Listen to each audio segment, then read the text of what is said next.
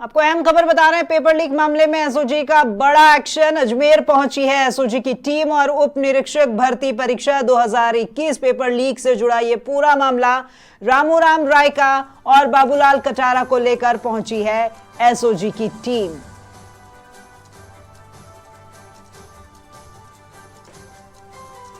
तो एसआई भर्ती परीक्षा से पेपर लीक से जुड़ा ये पूरा मामला और इसी मामले के चलते अजमेर पहुंची है अब एसओजी की टीम। आपको ये अहम जानकारी दे रहे हैं, उप निरीक्षक भर्ती परीक्षा 2021 का ये पेपर लीक का मामला और इस मामले में दोषी आरपीएससी के पूर्व सदस्य रामूराम रायका और साथ ही बाबूलाल कटारा, जिन्हें की एसओजी की टीम अब अजमेर लेकर पहुंची है। ज्यादा जानकारी के साथ में सहयोगी पूनम हमारे साथ में फोन लाइन पर जुड़ी हुई हैं, उनका रुख करेंगे। पूनम, पेपर लीक मामले में रामूराम रायका, जिन्हें की रिमांड पर लिया गया था और 10 सितंबर तक की उनकी रिमांड थी और उस रिमांड को आगे भी बढ़वाया गया, लेकिन अब एसओजी की टीम इसी मामले को और जांच पड़ताल के लिए उनको लेकर के अजमेर पहुंची है। जी राखी, मैं आपको बता दूं कि रामूराम रायका ने जिस तरीके से पेपर लीक के मामले में कटारा का नाम लिया है, उसके बाद में आज एसओजी की टीम बाबूलाल कटारा को लेकर आरपीएससी पहुंची है। आरपीएससी पहुंचने के बाद में वहां पे जितने भी पेपर थे वो खंगाले जा रहे हैं। पेपर खंगालने के बाद में वहां मौजूद अधिकारियों से भी इस मामले को लेकर पूछताछ की जा रही है और आरपीएससी के अंदर जिस तरीके से अधिकारियों से पूछताछ की जा रही है उसके बाद में हड़कंप मच गया था। दरअसल जैसे ही बाबूलाल कटारा को लेकर एसओजी की टीम पहुंची, उसके बाद एसओजी की टीम सीधे उनके कार्यालय गई और कार्यालय जाने के बाद दस्तावेज खंगालने उन्होंने शुरू कर दिए थे।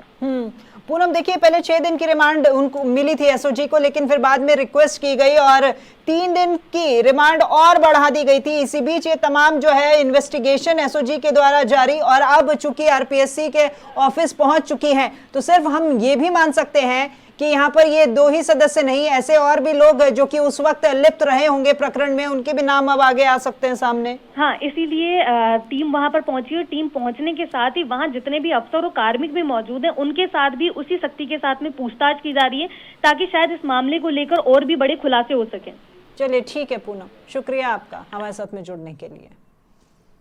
तो ये थी सहयोगी पूनम राठौड़, जिनका कहना था कि जब नाम बाबूलाल कटारा का रामूराम रायका ने सामने लेकर के आए, उसके बाद में अब दोनों ही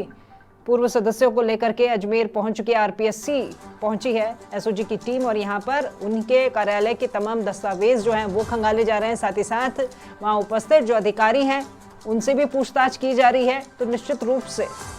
एक बड़ी लीड यहाँ पर मिली है एसओजी को और उसी के चलते ये तमाम सर्च ऑपरेशन यहाँ पर और पूछताछ की जा रही है। ज्यादा जानकारी के साथ यादवेंद्र शर्मा भी हमारे साथ में फोन लाइन पर जुड़ गए हैं। यादवेंद्र, एसओजी की टीम अब आरपीएससी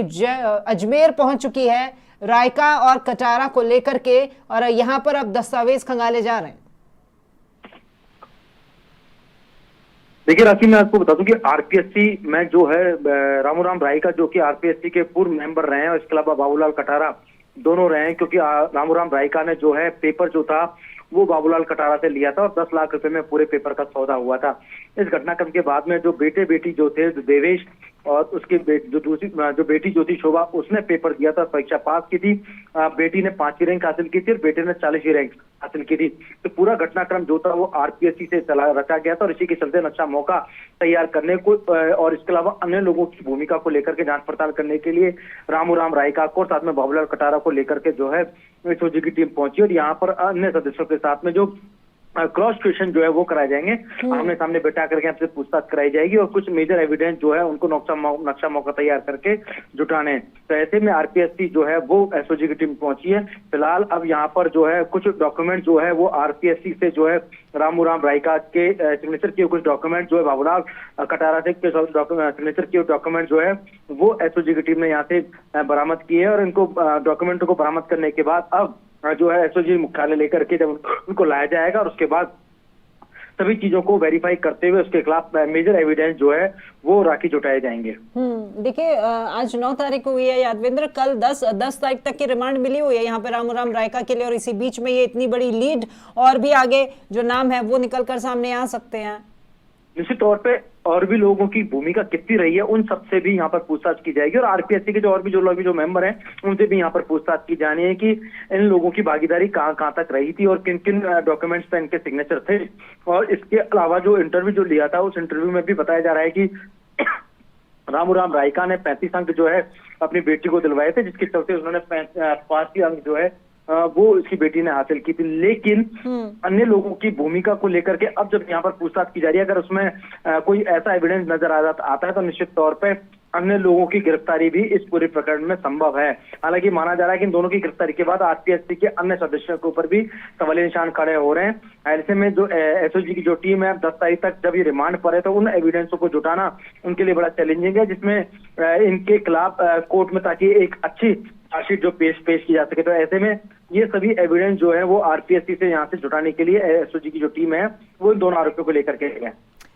यादवेंद्र, आपके पास जानकारी होगी कि किस वक्त ये एसओजी की टीम यहाँ पर पहुंची है, और क्योंकि जब अचानक से ऐसे आरपीएससी पहुंची एसओजी की टीम तो अधिकारी जो है वो बिल्कुल हक्के बक्के रह गए होंगे। हाँ बिल्कुल, देखिए कि निश्चित तौर पे जब आरपीएससी के यहाँ जब पहुंचती है पूरी टीम पहुंची है तो क्योंकि लगातार आरपीएससी वैसे भी सवालों के घेरे में रही है और जब ये पूरा मामला बेहद गंभीर है और जब इसमें अब दोनों सदस्यों की जब भूमिका सामने आ गई है सब इंस्पेक्टर भर्ती परीक्षा में, तो निश्चित तौर पर अन्य मेंबरों पर भी सवाल उठने लाजमी है। तो उन सभी सवालों के जवाब यहाँ पर अब